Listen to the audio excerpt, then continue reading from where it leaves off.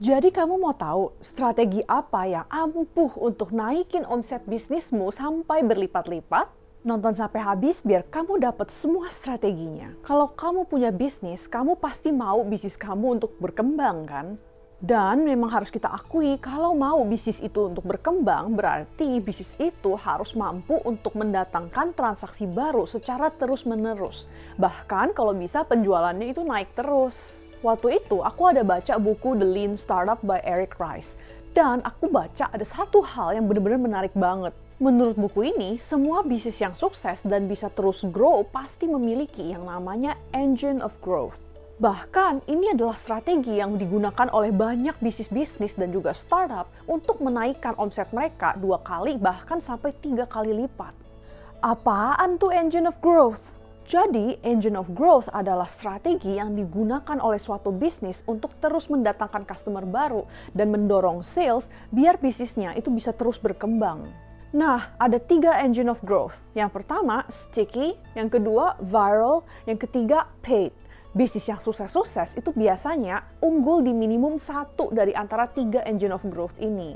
Tenang-tenang, di video ini akan aku bahas kok satu persatu dan juga akan aku tambahkan beberapa contoh praktek yang mudah untuk kamu bisa langsung praktek ke bisnis online atau UMKM kamu. Oke, kita masuk ke strategi yang pertama, yaitu strategi sticky. By the way, sticky itu artinya nempel ya. Nah, kenapa nempel? Karena strategi ini itu fokus pada customer loyalty dan gimana caranya biar customer itu nempel terus sama kamu. Dibanding strategi yang lain, ini adalah strategi yang cukup mudah untuk kamu praktek dan juga nggak butuh modal banyak. Strategi ini cocok banget untuk kamu praktek kalau kamu lagi mau fokus untuk menjaga customer untuk setia sama kamu secara jangka panjang dan terus belanja sama kamu. Kalau kamu mau coba praktekkan strategi ini, kamu pertama harus mikir dulu, gimana caranya biar customer itu bisa belanja terus sama kamu berulang-ulang dan susah untuk pindah ke toko lain. Gimana caranya untuk kamu bisa tingkatkan frekuensi customer yang sama itu belanja terus sama kamu. Dan gimana caranya biar kamu bisa membahagiakan customer yang udah ada biar mereka makin setia sama kamu. Nah, itulah beberapa poin-poin yang harus kamu pikirkan. Biar kamu lebih paham, mungkin aku kasih beberapa contoh yang sering aku lihat dipakai di bisnis UMKM ya. Kamu bebas untuk memodif sesuai dengan apa yang kamu jual. Nah, salah satu contoh yang cukup klasik adalah membership. Buat kamu yang mungkin udah pernah membeli membership gitu, nah pasti kamu udah sering lihat nih, harga-harga untuk perpanjang membership itu biasanya lebih murah daripada kalau kamu harus pindah ke toko lain dan membeli membership baru di toko lain gitu. Karena perpanjang membership di tempat yang sama itu lebih murah daripada mulai membership baru di tempat lain, orang pasti akan males pindah ke toko lain gitu, dia akan tetap perpanjang membershipnya. Contoh lagi nih, buat kamu cewek-cewek, mungkin kamu udah pernah nih eyelash extension gitu kan. Nah, ingat gak harga untuk retouch eyelash-nya di salon yang sama itu lebih murah daripada kalau kamu harus pindah ke salon lain lalu dicabut semuanya terus pasang baru di tempat lain. Kalau gitu kan pasti lama-lama kamu pikir, males pindah ke toko lain, harus mulai lagi dari awal, mendingan aku retouch aja di salon yang sama gitu. Contoh lagi nih, nah ini sering banget dipakai oleh brand-brand besar ya. Nah yaitu produk utamanya dijual murah, tapi dia cuannya itu dari banyak produk-produk pendukung lain. Contohnya apa? Nah, aku kasih contoh nih ya. Kamu tahu mesin kopi Nescafe? Nah, itu tuh mesin kopinya cuma dijual sekitar 2 jutaan kalau nggak salah. Nah, biasanya mesin kopi itu kalau di kafe-kafe yang dipakai di kafe, itu biasanya tuh bisa belasan bahkan sampai puluhan juta. Nah, itu kan cukup menggoda ya, karena kita pikir, wah ini mesin kopinya murah juga nih, bisa buat kita bikin kopi di rumah gitu. Nah, tapi justru itu adalah pancingan mereka, itu strategi mereka biar kita beli dulu mesinnya, karena dia cuannya bukan di mesin teman-teman, tapi dia cuannya itu di kapsul kopinya. Kalau kamu beli mesin murahnya dia gitu, kamu hanya bisa bikin kopi itu dari kapsul yang merek yang sama gitu. Jadi, dia tahu kalau kamu beli nih mesin kopi murah dia, kamu pasti seterusnya akan beli kapsul kopi dari dia, karena cara satu-satunya untuk bikin kopi dari mesin itu adalah beli kapsul dia. Nah, itu beberapa contoh-contoh yang aku sering lihat di pasaran, strategi untuk brand-brand untuk membuat customer yang sama itu terus bertransaksi ke toko yang sama. Feel free untuk modifikasi strategi ini atau mencari ide kamu sendiri. Yang penting kamu bisa bikin setiap customer itu bisa bertransaksi berulang-ulang terus sama kamu.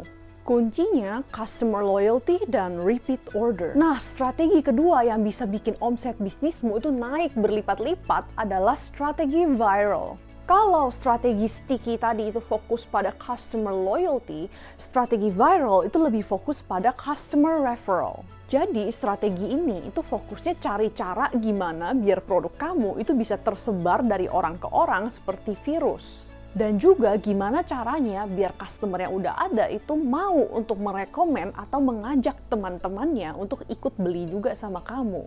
Yuk langsung aku kasih contoh praktek. Yang pertama, of course, viral di sosmed. Kalau bisnis kamu itu viral di sosmed, tentu pasti bisnis kamu atau jualan kamu kan tersebar dari orang ke orang ya.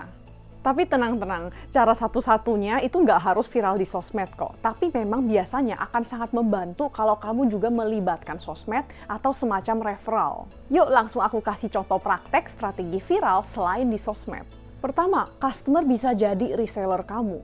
Dengan kamu membuka peluang sebagai reseller, otomatis customer-customer yang udah ada gitu pasti akan mendatangkan customer baru karena mereka menjual lagi produk kamu. Dua, kamu bisa kasih alasan atau insentif apapun kalau customer itu mempromosikan produkmu di sosmed. Contoh, nih Starbucks sengaja tulis nama kamu salah biar kamu post gitu di sosial media kamu kan.